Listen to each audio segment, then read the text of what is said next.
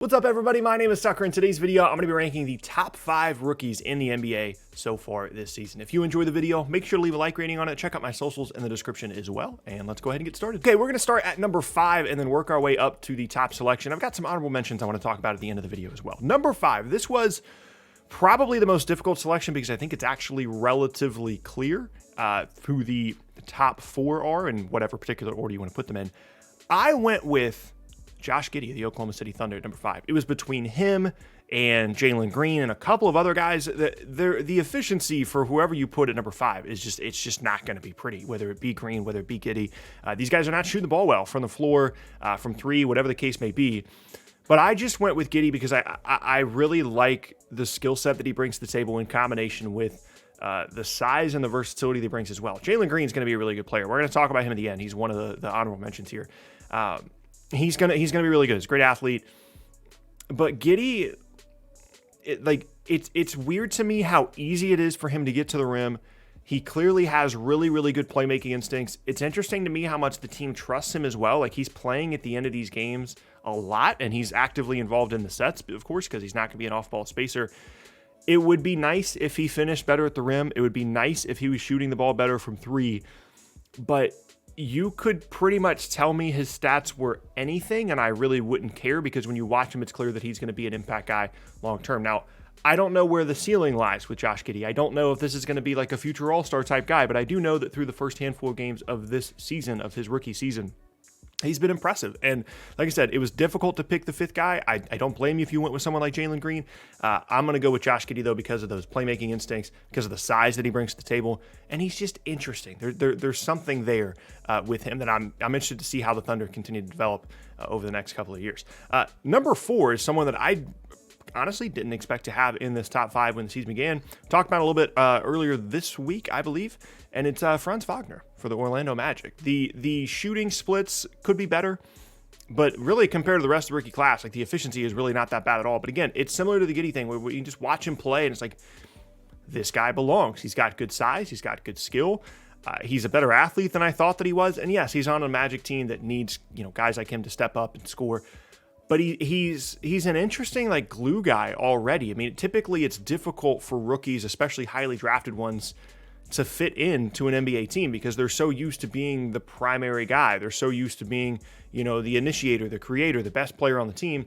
And even though that wasn't necessarily Wagner's role throughout his collegiate career, it is still just interesting to see a guy step in and immediately make a positive impact and make winning plays. He's not putting up eye-popping stats, but I do think there's some potential here for him long-term to be, a potential all-star moving forward, and he's been really, really impressive to start his rookie year. But now we get to what, in my opinion, has been a very, very clear top 3, and then the top 2 is even more clear. Number 3 is Chris Duarte in the Indiana Pacers. We've talked about him a little bit recently as well. Some of the shooting stuff is starting to cool off. I mean, he started his season so unbelievably on fire when it came to, just his efficiency, shooting numbers, scoring numbers, all that stuff. It was always going to cool off. There's no way he was going to be a 20-point per game guy on 40% shooting the entirety of his rookie season. We've also talked about the fact that it is expected that he should be making an immediate impact as a rookie given the fact that he's like 24 years old. But that does not take away from the fact that, yes, he is still a rookie and he's still shooting the ball really, really well statistically, even though it has cooled off a little bit lately. If you had told any Pacers fan before the year that this guy was going to average 15 points a game and shoot 40% from 3, they would absolutely take it.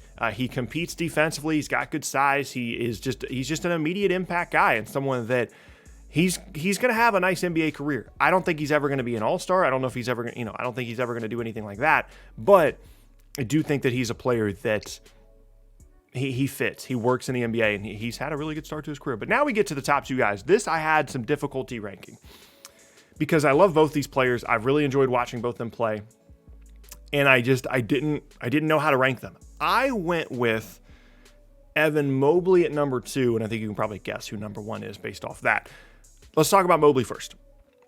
I can't remember the last time I talked this much about Cleveland. It's unbelievable. I feel like all I do in every video now is talk about Cleveland, whether it's Jared Allen, whether it's Darius Garland, whether it's Evan Mobley. But they've been that good, man. Like, they've been that kind of fun. And, I mean, statistically, it's kind of what you would expect out of him. 15-8, 50% shooting, not spacing the floor super well, but that wasn't really the expectation.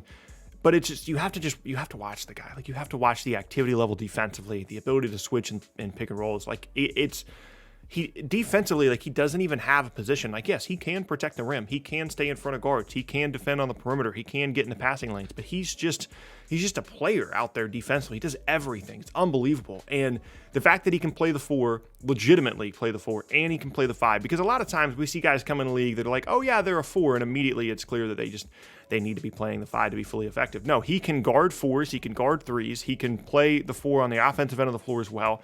The combination of him and Jarrett Allen is going to be super, super fun for years and years to come. And I can't say enough good things about Evan Mobley. My confidence level in him as a rookie was pretty low, just because I'm hesitant when it comes to big guys early on in the draft. I just am. It typically takes them longer, and it's crazy how he has immediately come in, made a huge positive impact, and has not only helped his own case and potentially the rookie of the year, statistically, all those things, but the Cavs are winning basketball games, and a lot of that has to do with what Evan Mobley does on both ends of the floor, and it's super, super exciting. And then last up, another guy I feel like I talk about all the time. It's Scotty Barnes. He's leading all rookies in points per game, leading all rookies in rebounds per game. The field goal percentage is fantastic. The 3-point stuff is a bit of an issue. We'll talk about that a little bit later, but I gotta start positive when we're talking about Scotty Barnes. This guy, like, I don't know what I expected out of him as a rookie. I don't know where my expectation levels were, but it wasn't this. I didn't think he was going to score this well. I didn't think he had this kind of, passing vision where, like, he's being used as an initiator at times. He has this weird combination of being huge, but also weirdly, like, fluid and athletic. And he's an incredible prospect, and it's super, super fun. He landed in the perfect spot in Toronto. He's gonna be there a long time. It's gonna be him. It's gonna be OG Anunoby absolutely terrorizing wings in East for years and years to come. And it's super fun to watch. Now, offensively, some of the stuff he does is like garbage stuff around the rim, offensive rebounds. That's why one of the reasons why his rebounding numbers are so high. And in the long term, he's got to be better as a floor spacer. But here's what I like. He's shooting whatever it is, 20% from 3. But he's not forcing it. He's only shot like 10 threes on the year. He realizes, you know what?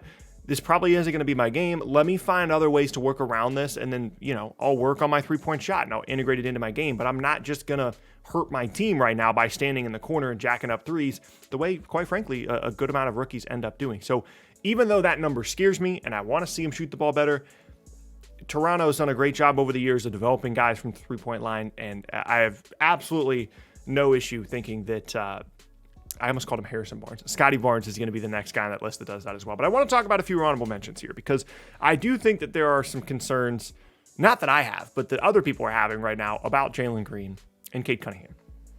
Because, a handful of games in the year, I think most people would have expected either of the top 2 picks to be ranked somewhere within the top 5 in terms of most impressive rookies to begin this season. Cunningham obviously was hurt, is trying to get acclimated, and Green is just trying to find a place on a Rockets team that they just don't have enough good players, man. Like, it's really, really tough to watch them at times offensively. Like, if Christian Wood's not making things happen, it's just a lot of guys running around out there. They're young. They've got a ton of rookies. Jalen Green's going to be fine. He's an awesome athlete. The shot selection isn't always going to be fantastic. He's a little bit skinny. He gets knocked off his spot a little bit. But he's an incredible talent. Like, he is going to be able to figure out the shot-making stuff. I'm not worried. And I'm even less worried about Cade Cunningham. I understand that I don't think he shot over 50% from the field in any of his games so far to begin the season. I'm not worried about it. It's the guy that is on a team that is relying a ton on him offensively for perimeter creation. It's like him and Jeremy Grant, right? He doesn't have a very good backcourt mate in Killian Hayes, who I just quite frankly don't think is very good. And he started his rookie year hurt. It's going to be tough to get acclimated to your team when you're missing whether it be training camp, practices, games. I'm not concerned. Cade Cunningham was an incredibly impressive college prospect. I fully expect the shots to start falling. I fully expect him to be able to start getting to the rim, play make. He's got great size. Absolutely no concerns about either of the top 2 picks in this draft. And as a result, this is a super, super fun rookie class. I mean, normally what happens, the things that concern you are things that are happening to Jalen Suggs right now, is guys in the top 5 that immediately really don't look very good at all. I mean, Suggs looks like he has no confidence whatsoever. But when you look at this list, obviously neither of the top 2 picks are here, but I don't have concerns about them. You've got top picks in Giddey, Wagner, Mobley, Barnes, but also Chris Duarte a little bit later on as well.